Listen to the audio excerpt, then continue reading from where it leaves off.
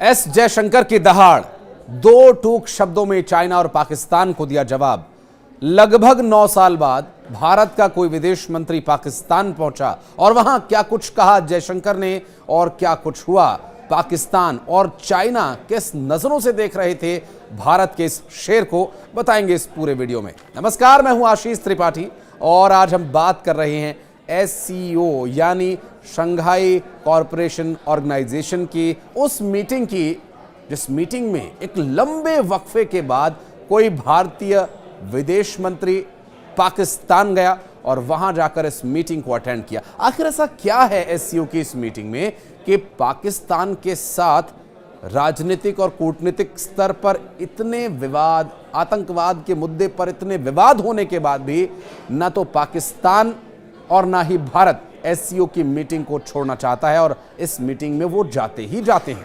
इसके बारे में भी आपको बताएंगे, लेकिन पहले ये जानिए कि एस जयशंकर जब वहां पहुंचे तो वहां पर क्या हुआ।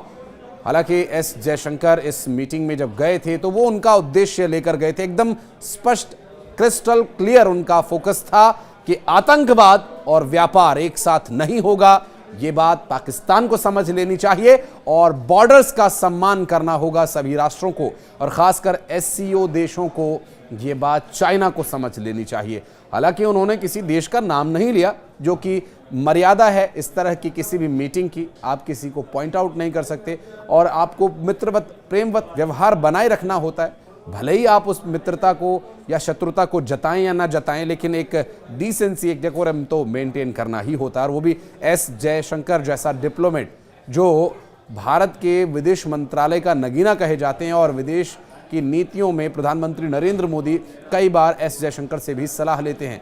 तो ऐसे पके हुए, ऐसे अनुभवी जब मंत्री पाकिस्तान पहुंचे, तो शुरू से शुरू करते हैं। जब वो पाकिस्तान पहुंचे तो उस रात आयोजन किया गया डिनर का।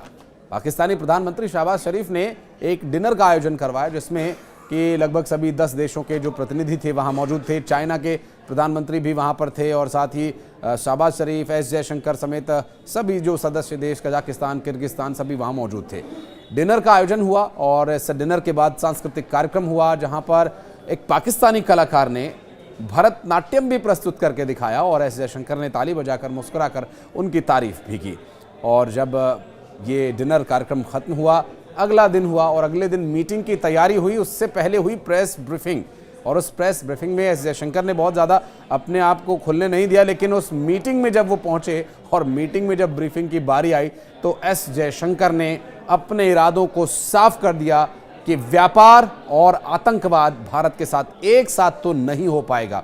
अगर पाकिस्तान ये चाहता है कि पाकिस्तान को भारत के साथ व्यापार करना है और अपनी बदहाल, कंगाल देश की आवाम को कुछ राहत देनी है, भारत का सहयोग लेना है, तो पहले वो जो पाकिस्तान की सीमा के अंदर पल रहे आतंक के पर्याय और गुंडे हैं, उन गुंडों का खात्मा करना होगा, उन्हें नेस्तो नाबूद करना होगा। चाइना के किसी अधिकारी, किसी नेता का हत्या करने वाले आतंकवादियों को पाकिस्तान मार देता है और भारत में वो वहाँ से पाकिस्तानी आतंकियों को भेजता है कि भारत में जाकर अशांति फैलाओ। ये नहीं चलेगा। साफ शब्दों में एस जयशंकर ने इस बात को लेकर चेता दिया पाकिस्तान को। और चाइना जो आंखें खुली हुई थी लेकिन आंखें मुंदी हुई थी, पता नहीं चल रहा था, उसके बावजूद चाइना को आंखें खोलने पर मजबूर कर दिया और भारत की तरफ से जो कोशिशें की जाती हैं वो कोशिशें नाकाम क्यों रह जाती हैं, इसके लिए भी उन्होंने एक बहुत बड़ा कारण वहाँ बताया।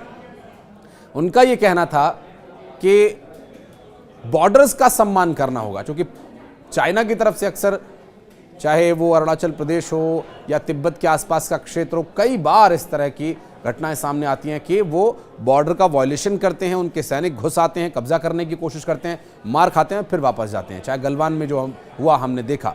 लेकिन इन सब बातों से ये तो स्पष्ट है कि भारत कहीं भी, किसी भी मोर्चे पर झुकने वाला नहीं है, किसी से डरने वाला नहीं है। आंखें देखकर भी, आंखें दिखाकर भी, चाहे जैसे हो, भारत का झंडा, भारत की आन बान शान बुलंद रहनी चाहिए। ये है भारत सरकार की नीति।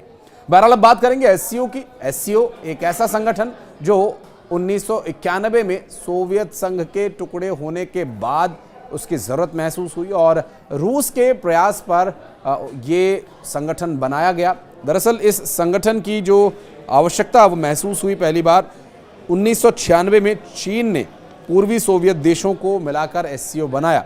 अब चूंकि इस बात की घोषणा चाइना के शंघाई में हुई थी तो ये शंघाई संगठन बना और शंघाई के नाम पर ही इसे नाम दिया गया। शंघाई कॉरपोरेशन ऑर्गेनाइजेशन जब शुरू हुआ उस वक्त भारत इसका सदस्य नहीं था। रशिया के दबाव पर, चूंकि रशिया हमारा पुराना दोस्त है, वहाँ की राजनीति, वहाँ की कूटनीति, वहाँ की संस्कृति, भारत के साथ काफ़ी आदान प्रदान इसका होता रहता है। तो रशिया ने जब ये देखा कि चाइना अपना दबदबा इस संगठन में बना रहा है और कहीं ऐसा ना हो कि वो पूर्वी सोवियत देशों के, जो कि उस वक्त छोटे छोटे टुकड़ों में बटे हुए थे, ऐसा ना हो कि चाइना दबाव बनाकर वहाँ के लोगों को, वहाँ की ज़मीनों को कब्जाना शुरू कर दे। और इस बात को लेकर भारत के साथ बातचीत जब चाइना के विषयों को लेकर रशिया ने की तो इस बात पर भारत राज़ी हो गया और भारत ने 2017 में इसकी सदस्यता को स्वीकार किया और स्थायी सदस्य बना। हालांकि इस संगठन में शुरुआत में 5 ही देश हुआ करते थे और इस संगठन की घोषणा के बाद से बहुत लंबे समय के बाद भारत इसका सदस्य बना। और चूंकि सीमा विवाद अब लगभग सुलझ चुके हैं और सीमा विवाद, अलगाववाद, आतंकवाद जैसे विषयों को सुलझाने के लिए इस एससीओ संगठन की शुरुआत हुई थी। कहने को तो सीमा विवाद सुलझ गए हैं, कहने को आतंकवाद का मसला भी खत्म हो गया है, कहने को अलगाववाद जैसी कोई बात नहीं है, लेकिन धरातल पर ये तीनों ही चिंता का कारण बने हुए हैं, जिसे लेकर साफ शब्दों में एस जयशंकर ने वहां अपनी बात रखी थी। हालांकि कालांतर में उद्देश्यों का परिवर्तन हुआ और ये जो विषय है, अब कई बार इस तरह की मीटिंग्स में आर्थिक विषय और व्यापारिक मुद्दों पर भी बातचीत होती है, लेकिन इस मीटिंग में इस पर कोई बात भारत नहीं करेगा। ये अपने बयान से, अपनी ब्रीफिंग में विदेश मंत्री एस जयशंकर ने बहुत स्पष्ट शब्दों में कह दिया।